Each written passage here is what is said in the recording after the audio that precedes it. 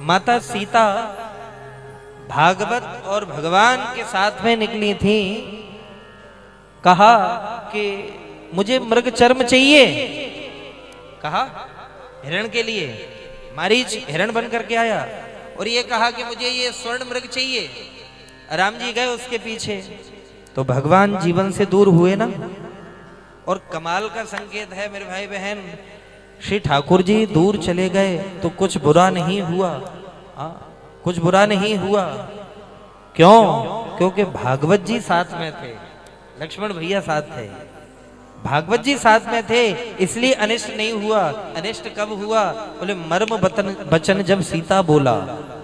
चौपाई में आता है कि जिस समय माता जानकी ने कुछ ऐसे शब्द कहे तो लक्ष्मण जी वहां से श्रीमद् भागवत जी का प्रतिनिधित्व कर रहे थे।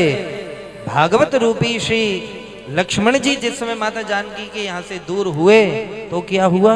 सीधे लंका के अशोक वाटिका में पहुंची माता जानकी। पहुंची कि नहीं?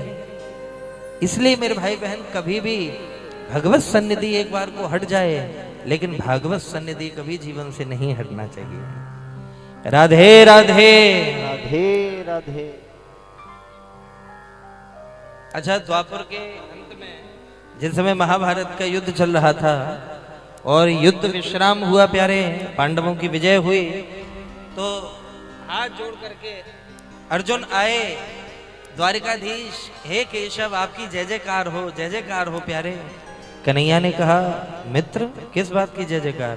कि नाथ आपकी वजह से मैं महाभारत का युद्ध जीत गया। ठाकुर जी ने क्या बोले? धत हमारी वजह से? बोले हाँ, आप ही की कृपा से तो जीता हूं। बोले अरे अर्जुन, कुछ तो सोच समझ करके बोलो। हमारी कृपा का फल खून खच्चर है क्या? समझ में आ रही बात? ठाकुर जी कह रहे हैं हमारी कृपा का प्रतिफल खून खच्चर है। लोग इतने मारे गए, खून की नदियां बह गई वहां पर, क्या ऐसी हल्की है हमारी कृपा? तो अर्जुन तो हक्के बक्के रह गए कि बाकी बात ठीक है। तो हाथ जोड़े मुंह फटा रह गया। तो बोले नाथ, फिर मैं महाभारत का युद्ध कैसे जीत गया फिर, जब आपकी कृपा नहीं है? तो तब श्री ठाकुर जी ने यह भेद खोला कि अर्जुन, तुम भगवान की वजह से युद्ध नहीं जीते हो, तुम किसी भागवत की वजह से युद्ध जीते हो। भागवत कौन है? भागवत? बोले रथ से नीचे उतरो।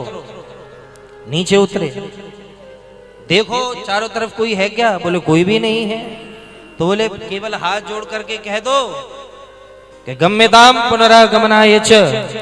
बोले हे वीर बजरंगबली, आप पधारे फिर आगमन के लिए, जब आवश्यकता होगी तो आपसे फिर निवेदन करेंगे, आप गमन करें।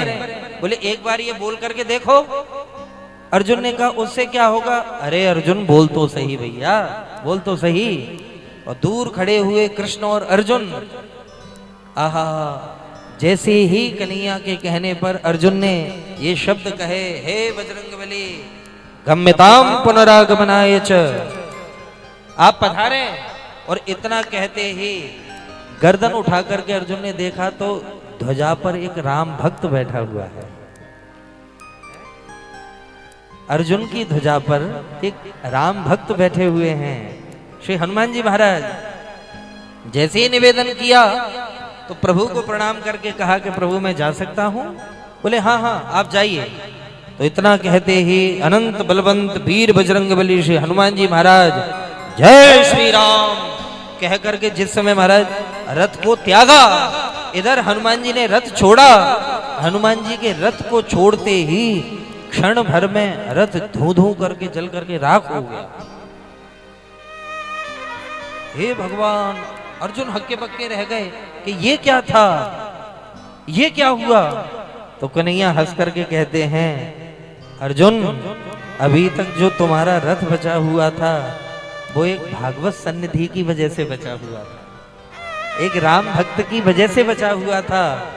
नहीं तो कृपाचार्य, द्रोणाचार्य, पितामह भीष्म, ऐसे ऐसे अतिरिक्त वीर इतने इतने बाण छोड़ रहे हैं। आप कल्पना करो, जिनके एक बाण से प्रलय हो सकती है, धरती समाप्त हो सकती है, क्या अर्जुन का रथ समाप्त नहीं हो सकता था? तो सोचने वाली बात थी किसकी वजह से वो बचा? बोले वो रथ एक राम भक्त की वजह से बचा था, भागवत सन्निधि की वजह से बचा था।